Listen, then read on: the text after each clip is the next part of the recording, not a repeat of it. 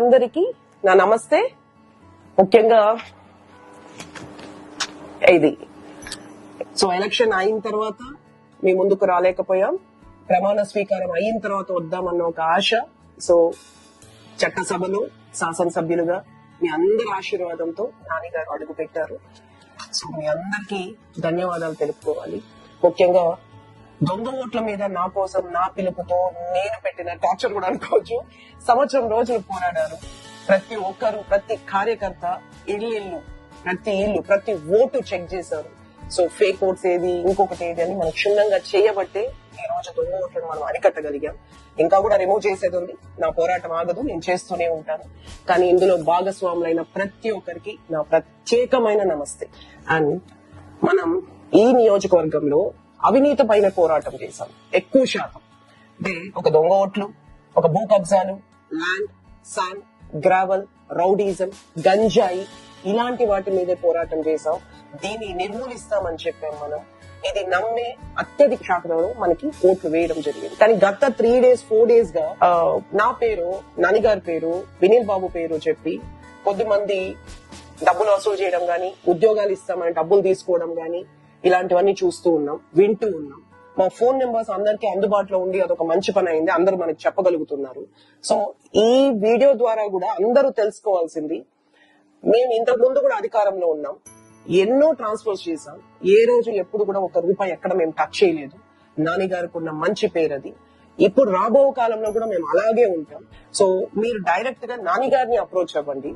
మీకు ఏదైనా ప్లేస్మెంట్ కావాలి అంటే నాన్నగారు హెల్ప్ చేస్తారు. అంతే తప్ప ఏదో రూపంలో వెళ్ళి ఎవరో డబ్బులు అడిగారు అని మా పేరు చెబితే దయచేసి అవి ఇవ్వకండి, ఎంకరేజ్ కూడా చెయ్యకండి. అది ఆల్ డిపార్ట్మెంట్స్ కూడా చెప్తున్నాం.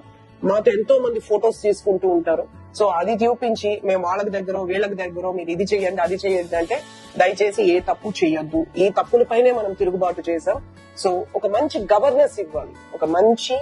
ఒక ఎమ్మెల్యే గారు ఇలా చూసుకున్నారు, ఈ తప్పుని కరెక్ట్ చేశారు, ఒక మంచి పేరు కోసం మేము ఇక్కడ ఉన్నాం. అండ్ ఇది చాలా పెద్ద నియోజకవర్గం. అండ్ అవినీతి కూడా చాలా తారాస్థాయిలో జరిగింది ఈ నియోజకవర్గంలోనే. మీరు మా దృష్టికి దయచేసి దాన్ని తీసుకురండి. ఈ నియోజకవర్గాన్ని, ఈ స్థానాన్ని మనం సంపాదించుకోవడం కోసం మన ఆస్తుల్ని, మన ఆరోగ్యాన్ని, ఆఖరికి ప్రాణాలని కూడా పణంగా పెట్టి పోరాడాల్సి వచ్చింది. ఈ చంద్రగిరి నియోజకవర్గాన్ని 30 సంవత్సరాల తర్వాత ఇన్ని ఆటుపోట్లతో, ఇన్ని దొంగ ఓట్ల మధ్య, అన్ని వ్యవస్థలు మన మీద దండయాత్ర చేసినా కూడా మీ అందరి సహకారంతో మనం ఇది పోరాడం, గెలిచాం. కానీ ఈ ఎలక్షన్ ఇప్పటితో ఈ విజయాన్ని ఇంతటితో వదులుకోవడానికి మనం లేం. తర్వాత ఎలక్షన్ 2029, ఆ పైన అన్ని కూడా మనము ఈ నియోజకవర్గంలో చిరస్థాయిగా మంచి పేరు తెచ్చుకొని మీ అందరి గౌరవంతో ముందుకెళ్తాం. మీకు ఇచ్చిన ప్రతి ప్రామిస్ నెరవేర్చడానికి, ప్రతి అభివృద్ధి కార్యక్రమాన్ని చెయ్యడానికి కొంచెం సమయం పడుతుంది. వ్యవస్థలన్నీ మొత్తం జీరో నుంచి ఇప్పుడు మళ్ళీ స్టార్ట్ చేయాలి. మనం చేస్తున్నాం. మొత్తం వ్యవస్థను ప్రక్షాళన చేయాలి, చేస్తున్నాం. మాకు టైం ఇవ్వండి, అన్ని పనులు మేము చేసి పెడతాం. వన్స్ అగైన్ మీకు సర్వ్ చేయడానికి ఇక్కడ ఉన్నాం. నేను కూడా ఉంటాను. ఒక సోషల్ యాక్టివిస్ట్ గా, పాలిటిక్స్ కి అతీతంగా ఒక సోషల్ యాక్టివిస్ట్ గా ఏ తప్పు జరిగినా ప్రశ్నించడానికి నేను సిద్ధంగా ఉన్నాను.